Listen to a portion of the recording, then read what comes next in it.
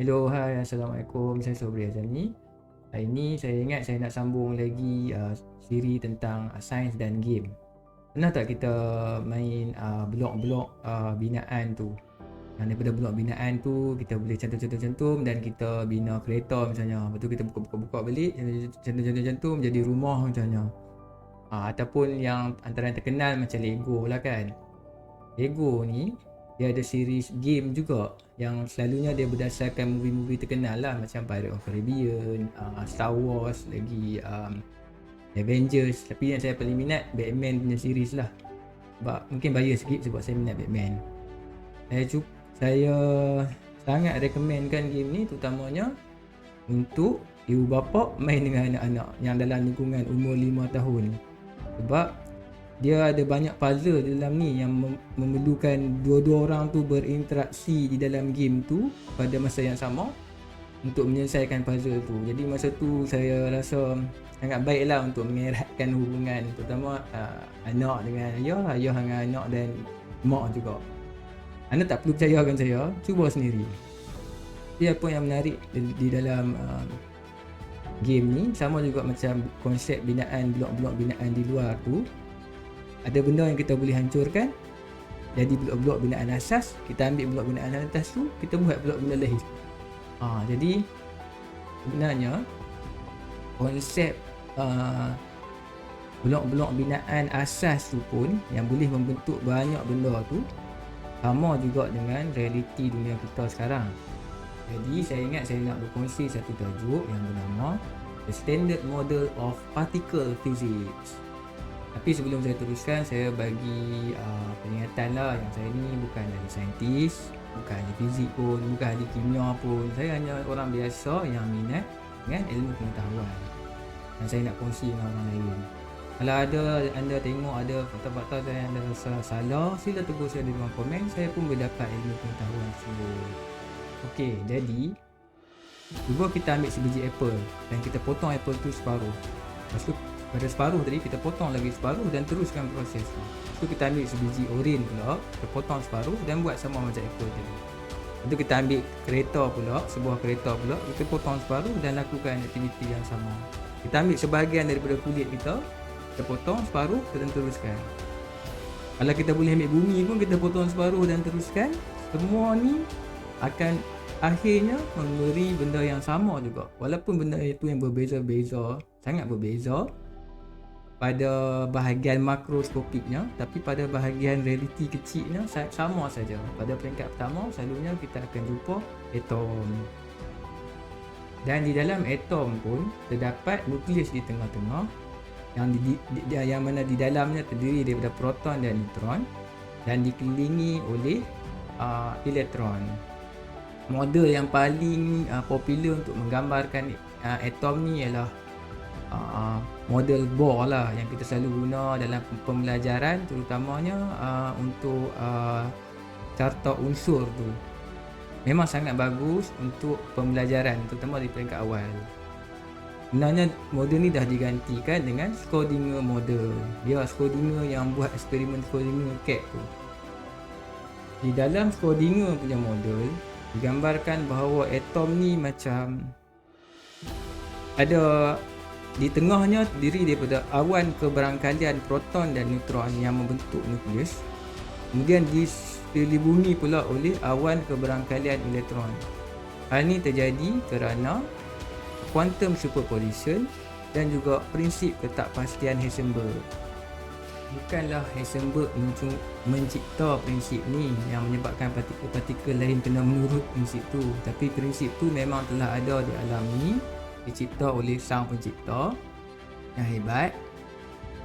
Dan disebabkan prinsip ni lah elektron tu yang bercas negatif tidak jatuh ke dalam nukleus yang bercas positif.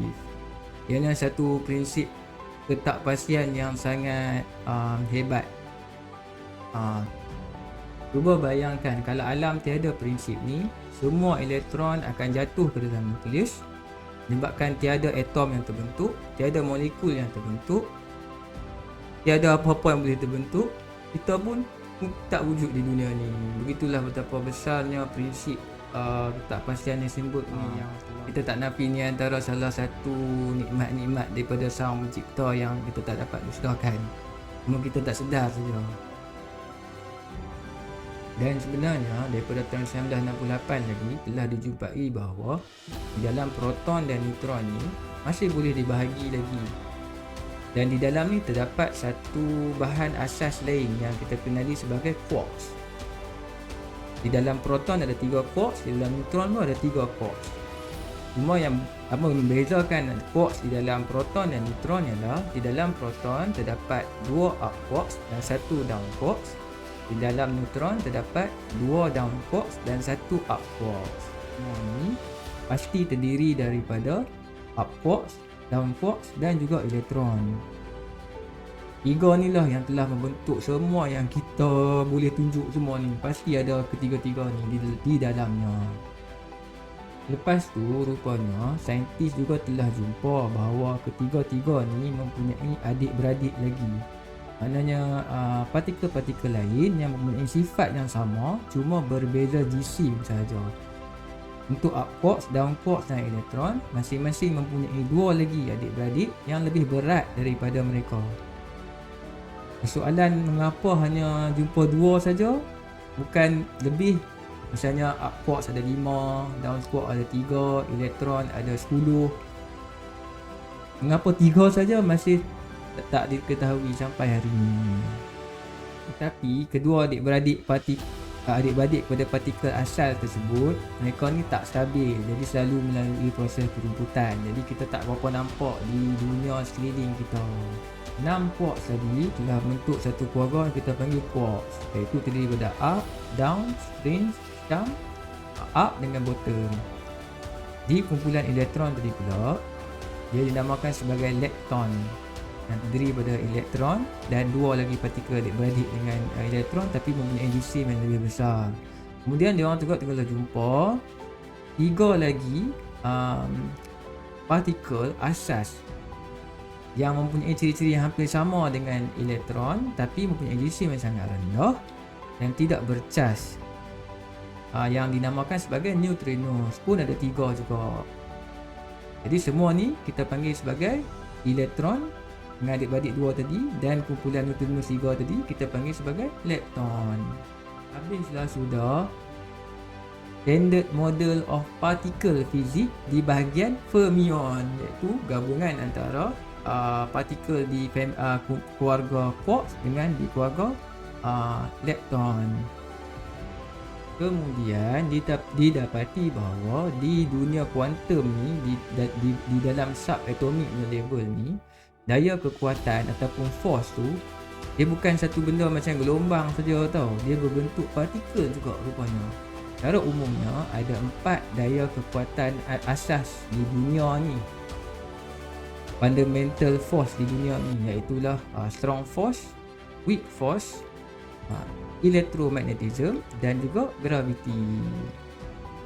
Kita mungkin tertanya-tanya, betul ke yang force ataupun daya kekuatan ni ada dalam bentuk partikel? Sebab kita tengok macam daya force ni, kekuatan ni tak ada pun, macam angin gelombang macam tu je. Jadi saya cuba bagi analogi lah, macam kita tengok satu aliran sungai yang deras. Secara umum bila kita tengok, dia macam satu aliran sungai sajalah.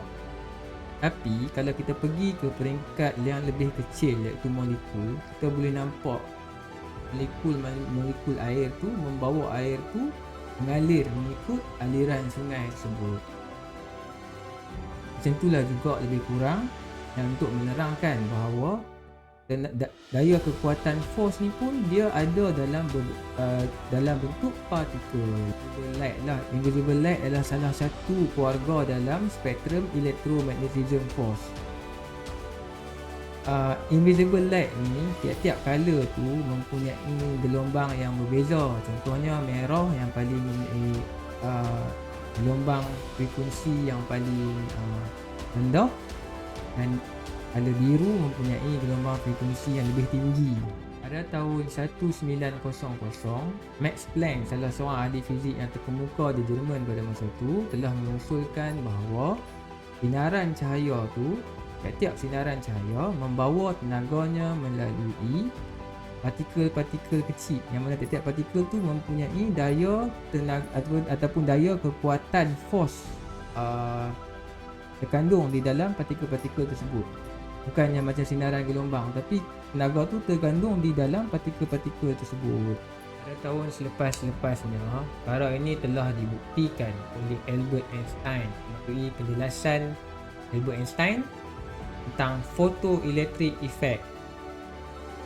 Penemuan photoelectric effect ni sangat besar hingga Einstein menang hadiah Nobel disebabkan penemuan beliau ni. Dia juga telah mengubah persepsi saintis di kalangan masa tu yang beranggapan cahaya hanya bersifat gelombang. Dengan penemuan Einstein tu, baru kita tahu yang memang cahaya ni juga mempunyai sifat partikel. Apa yang telah berlaku dalam photoelectric effect experiment ni lah, bila kita letakkan sekeping besi dan apabila disuluh cahaya, elektron-elektron akan terkeluar daripada kepingan besi tersebut. Cahaya pun ada banyak lah, cahaya biru, cahaya merah, mengikut wavelength masing-masing.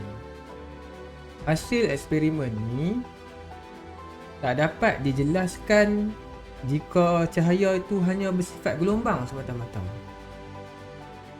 Maka pada mulanya hasil eksperimen ni tak ada siapa-siapa lah dapat jelaskan sampailah penjelasan oleh Albert Einstein. Albert Einstein mengambil pendekatan bahawa cahaya ni bukan hanya bersifat gelombang tapi juga mempunyai sifat partikel. Apa yang telah berlaku dalam eksperimen ini ialah bila sekeping besi tadi disuluh cahaya, elektron tersebut terus keluar. Dia macam tak ambil masa pun terus keluar.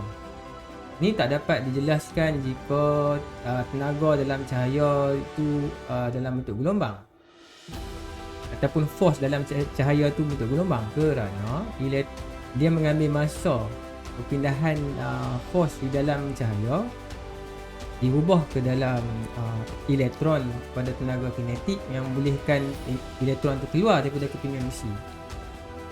Sebaliknya, apa yang berlaku ialah bila disuluh cahaya, elektron terus keluar. Jadi ini tak dapat dijelaskan dengan jika cahaya hanya bersifat gelombang. Lepas tu juga, saintis-saintis ni mendapati tenaga kinetik daripada elektron yang keluar ni tidak bertambah jika kecerahan cahaya ditambah.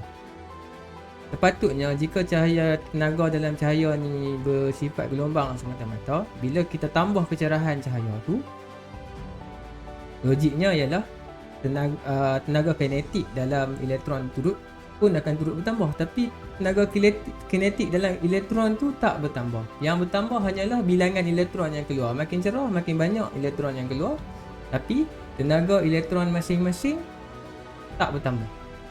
Ni pun satu benda yang tak dapat nak dijelaskan dengan terperinci lah jika cahaya hanya bersifat gelombang. Tenaga kinetik di dalam elektron tersebut hanya bertambah jika kita menukar color cahaya-cahaya tu, yang mana contohnya kalau color merah yang berfrekuensi rendah kepada color biru yang berfrekuensi tinggi, tenaga kinetik yang diperoleh oleh elektron-elektron yang keluar tersebut bertambah. Maksudnya tenaga kinetik elektron tersebut bertambah bukan kerana kecerahan cahaya tetapi kerana frekuensi cahaya. Hal ini pun tak dapat nak dijelaskan jika cahaya bersifat gelombang sahaja. Apa yang dijelaskan oleh Albert Einstein dalam photoelectric effect ini ialah cahaya ni bukan bersifat gelombang semata-mata, tetapi tenaganya dibawa oleh partikel-partikel yang kita panggil sekarang sebagai foton. Sebenarnya semua partikel di dalam elektromagnetism kita panggil foton. Di dalam partikel-partikel foton ni lah terkandungnya tenaga daripada cahaya tersebut. Hal ni membolehkan persoalan-persoalan di dalam eksperimen tadi terjawab. Misalnya kenapa elektron tak mengambil masa untuk keluar daripada kepingan besi tersebut? Kerana bila partikel foton ni terkena saja dengan berlanggar saja dengan elektron tadi, terus elektron tu terkeluar. Dia analoginya macam kita main snooker, kita tolak satu bola, kena bola lain terus bergerak. Macam itulah juga analoginya untuk kes tu. Maka tu dia menjawab satu persoalan. Nombor 2, juga dapat menjawab kenapa tiap-tiap elektron yang keluar tu tenaga elektriknya, pertambahan tenaga kinetiknya tidak mengikut kecerahan tenaga tetapi bergantung kepada frekuensi cahaya tersebut. Hal ini kerana tenaga cahaya tu tak bertambah disebabkan kecerahan, tapi bertambah disebabkan frekuensi, yang menyebabkan bila frekuensi bertambah, jumlah tenaga di dalam partikel foton turut bertambah. Dia macam seolah-olah kita main snooker tadi.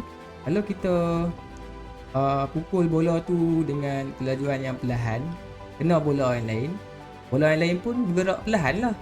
Tapi kalau kita pukul bola yang pertama tu dengan kelajuan yang lebih cepat, laju, bila kena bola yang lain tu akan bergerak dengan lebih laju lah. Macam itulah analoginya secara mudah ya. Okey. Dan juga jika cahaya bersifat partikel juga boleh menjelaskan kenapa bila kecerahan bertambah, lebih banyak elektron keluar, kerana bila kecerahan cahaya bertambah, lebih banyak foton-foton yang keluar, dan foton-foton ni kena dekat elektron-elektron tersebut lebih banyak, dan banyaklah elektron yang keluar. Semua persoalan dalam photoelectric effect ni berjaya diselesaikan oleh Albert Einstein. Dan akhirnya waktu itulah kita semua di dunia ni tahu bahawa sebenarnya cahaya juga bersifat partikel. Dan begitulah kita tahu bahawa tenaga dalam elektromagnetism ni dibawa oleh partikel yang diberi nama foton. Kemudian kita juga ada partikel gluon yang membawa tenaga strong force, iaitu daya kekuatan nuklear kuat, dan juga Higgs boson dan W boson, yang mana kedua-dua ni membawa weak force, iaitu kekuatan nuklear lemah.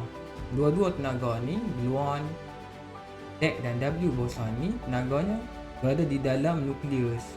InsyaAllah kita bincangkan di masa akan datang. Kalau kita tengok ni semua, kita akan perasan satu benda, iaitu mana partikel yang membawa daya kekuatan graviti. Sebenarnya sampai sekarang partikel yang membawa daya kekuatan graviti masih tak dijumpai. Hanya daripada hipotesisnya adalah bernama graviton. Ada dua sebab lah yang saya rasa kita tak jumpa lagi graviton ni. Satu sebab ialah dalam keempat-empat daya ni, daya kekuatan force ni, yang paling lemah ialah graviti. Walaupun di peringkat makroskopiknya kita tengok graviti ni sangat kuat, tapi realitinya di dunia partikel ni, graviti sangat lemah sampai boleh diabaikan dan susah untuk membuat perkiraan. Dan sebenarnya di dalam dunia realiti makroskopik pun graviti ni lemah.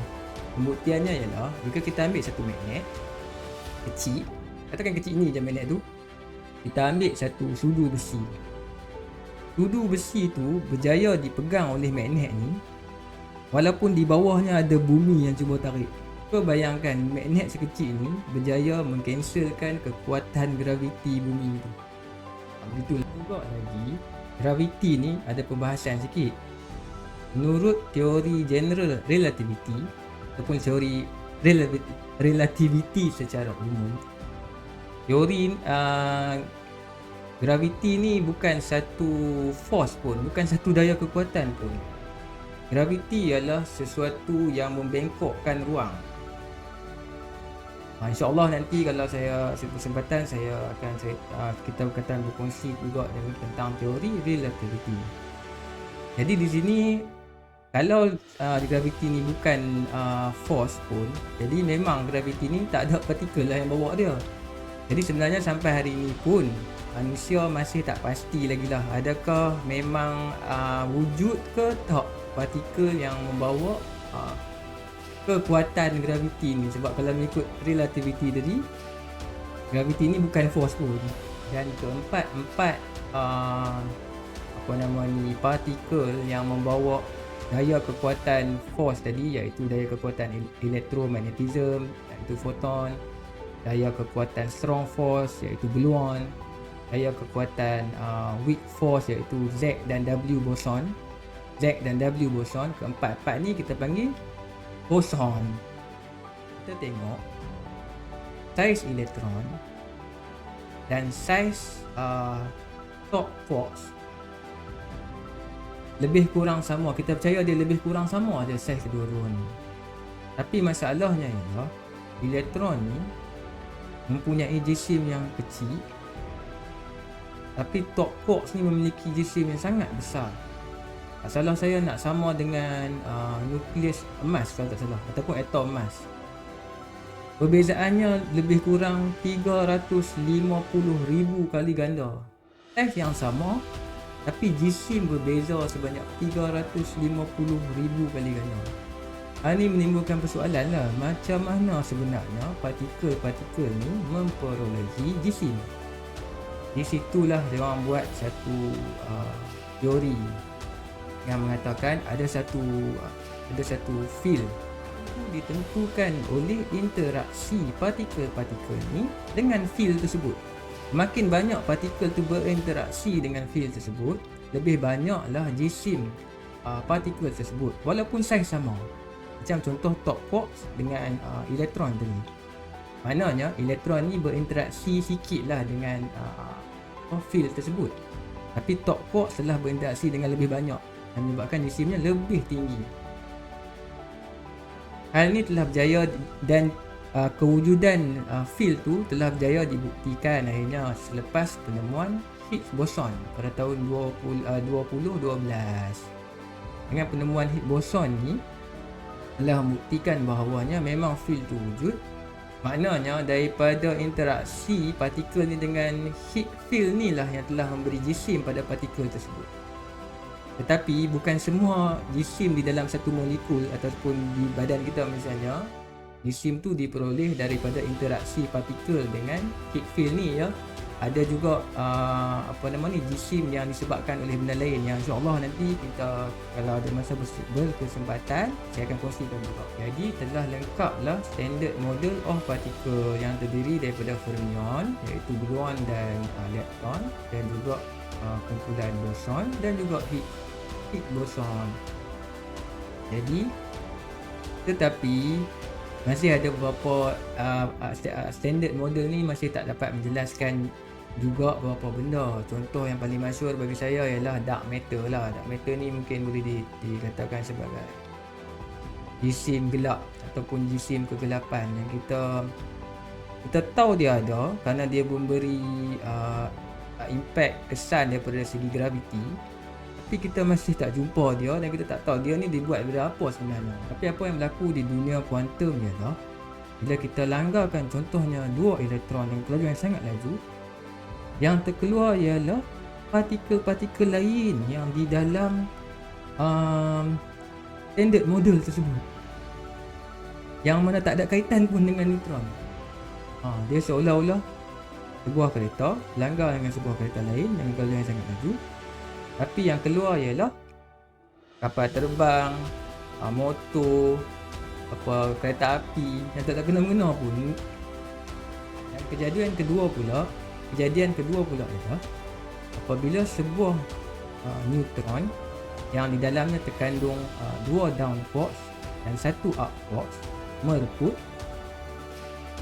salah satu hasilnya ialah elektron. Padahal quarks tadi dengan elektron adalah kedua-dua binaan asas yang berbeza. Dan di dalam neutron memang tak ada elektron. Macam walaupun nampak macam seolah-olah elektron tu bersembunyi dalam neutron tadi, bila dia menepuk elektron keluar. Bukan tu yang terjadi sebenarnya. Hal ni bagi kita pelik, tapi berjaya juga dijawab di dalam dunia kuantum ni menerusi quantum field theory. Dan insya-Allah saya akan kongsi di masa akan datang. Itulah kita tengok betapa hebatnya ciptaan-ciptaan ni yang telah dibuat oleh pencipta yang sangat hebat. Kita hanya menemuinya saja, bukannya kita menciptanya pun. Dan saya rasa cukup di setakat ini. Sila bagi komen kalau ada apa-apa salah yang saya beritahu, untuk menambahkan ilmu saya juga. InsyaAllah kita jumpa lagi di Instagram. Bye, peace.